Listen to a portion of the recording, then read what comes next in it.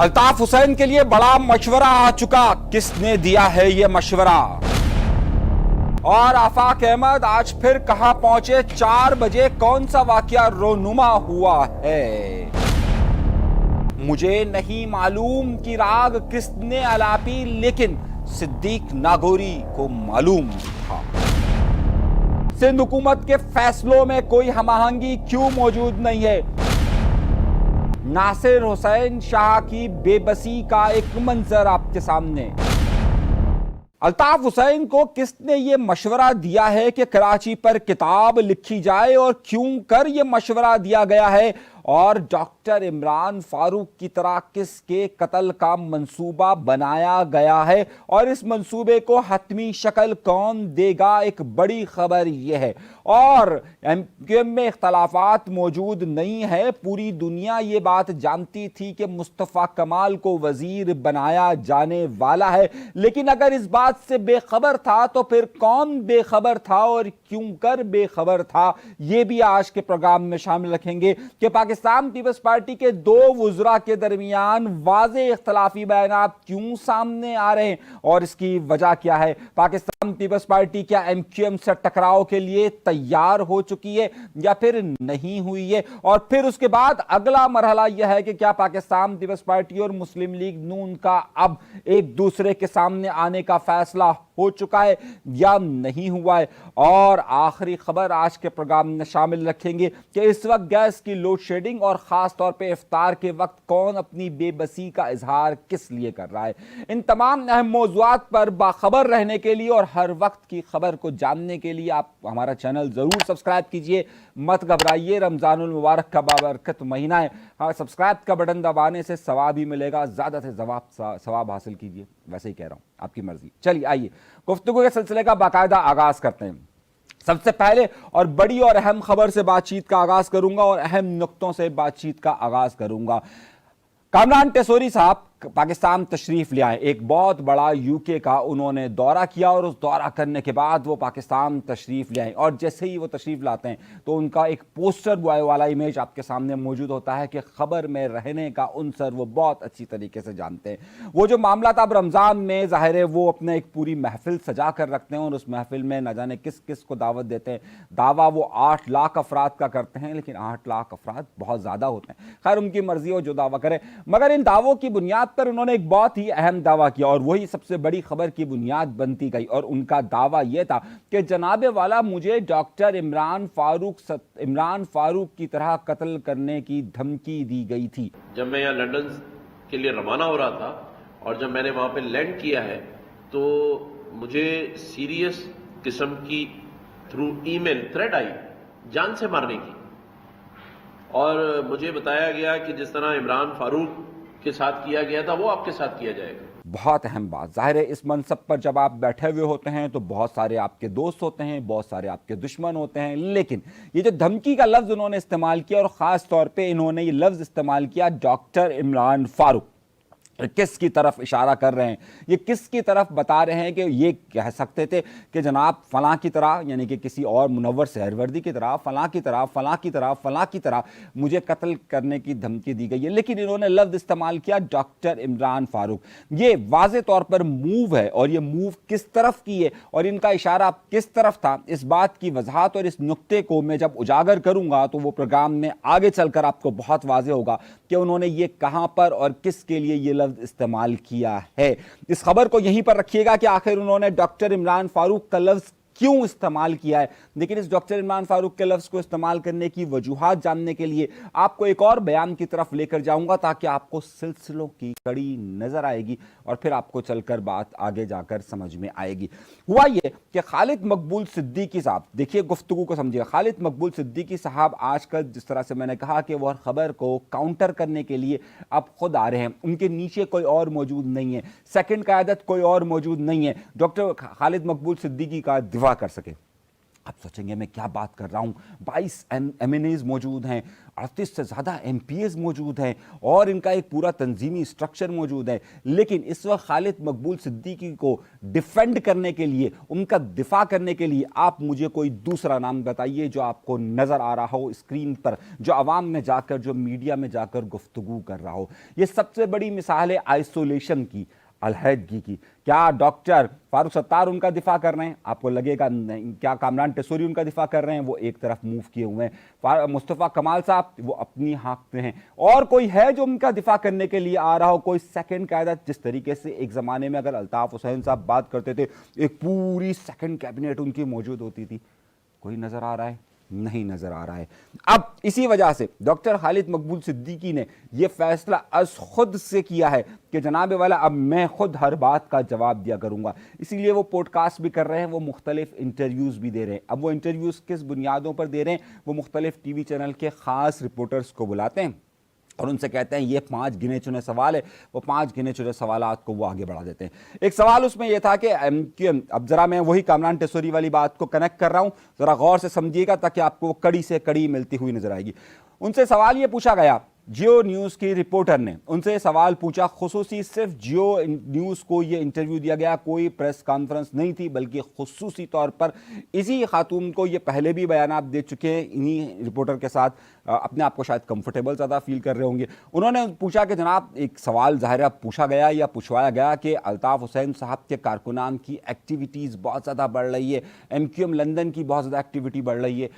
उनका मौक़िफ़ ये था, जरा सुनिएगा और समझिएगा, उनका मौक़िफ़ यह था कि MQM लंदन की कोई एक्टिविटी, MQM लंदन नाम का कोई जमात मौजूद नहीं है, वजूद ही नहीं रखती। यानी कि ये अल्ताफ़ हुसैन के वजूद से इनकार कर रहे हैं। फिर कह रहे हैं कि अगर इनकी सरगर्मियां बढ़ रही हैं तो इस हवाले से रियासत अपना किरदार अदा करे, रियासत अपना किरदार अदा करे। इशारा समझ रहे हैं? हम मुझसे ज़्यादा समझदार है। अब आइए कामरान टेसोरी वाली बात पर।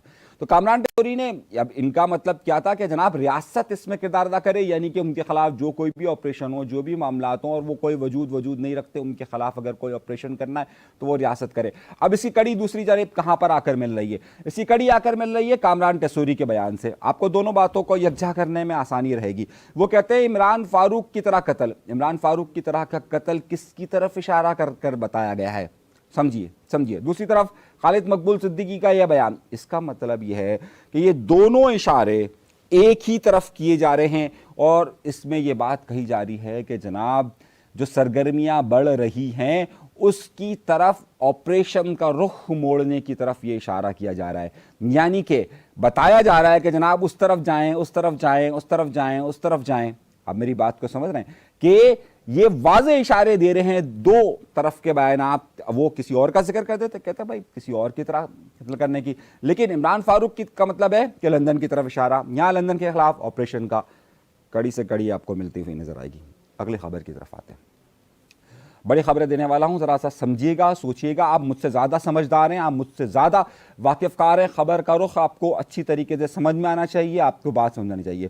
फिर खालिद मकबूल सिद्दीकी से इसी इंटरव्यू में पूछा गया, मुस्तफ़ा कमाल साहब वज़ीर बने, आपको मालूम था? कह रहे हमें जो नहीं मालूम था, मुझे नहीं मालूम था, मैं नहीं जानता, मुझे नहीं मालूम, मैं नहीं जानता था कि जनाब उनको वज़ीर बनाया जा रहा है। अब पहले इस जुमले को समझिए और फिर आगे बताइए। सिद्दीक नागौरी जानते हैं आप, सही है, लेकिन मुस्तफ़ा कमाल साहब बहुत अच्छी तरह जानते हैं, बहुत चाय पी उनकी। उनको मालूम था सिद्दीक नागौरी को कि जनाब मुस्तफ़ा कमाल को वजीर बनाया जा रहा है, सही है। मुरसलीन और नासिर खानजादा दोनों गुटखा खा रहे थे, दोनों एक दूसरे से फोन पर बात कर रहे थे, दोनों को मालूम था कि मुस्तफ़ा कमाल को वजीर बनाया जा रहा है। मैं आपको एक मिसाल दे रहा हूं, शमीम कपड़े सी रहा था बंस रोड पे, उसको मालूम था कि मुस्तफ़ा कमाल को वजीर बनाया जा रहा है। लेकिन अगर किसी को नहीं मालूम था तो वो खालिद मकबूल सिद्दीकी थे कि जिनको मालूम नहीं था कि मुस्तफ़ा कमाल को वजीर बनाया जा रहा है। गुज़िश्ता 1.5 माह से ये बात गर्दिश कर रही है कि मुस्तफ़ा कमाल साहब को वज़ीर बनाया जाना है। अब आप देखिए, यानी कि अगर بڑا مشہور شعر ہے میر صاحب کا کہ پتا پتا بوٹا بوٹا حال ہمارا جانے ہیں، نہ جانے گل نہ جانے ہیں باغ تو سارا جانے ہیں، یعنی کہ نہ جانے گل نہ جانے باغ تو سارا جانے۔ سب کو معلوم تھا کہ جناب ان کو وزیر بنایا جا رہا ہے، اگر کسی کو نہیں معلوم تو پارٹی کے چیئرمین، پارٹی کے کنوینر کو نہیں معلوم۔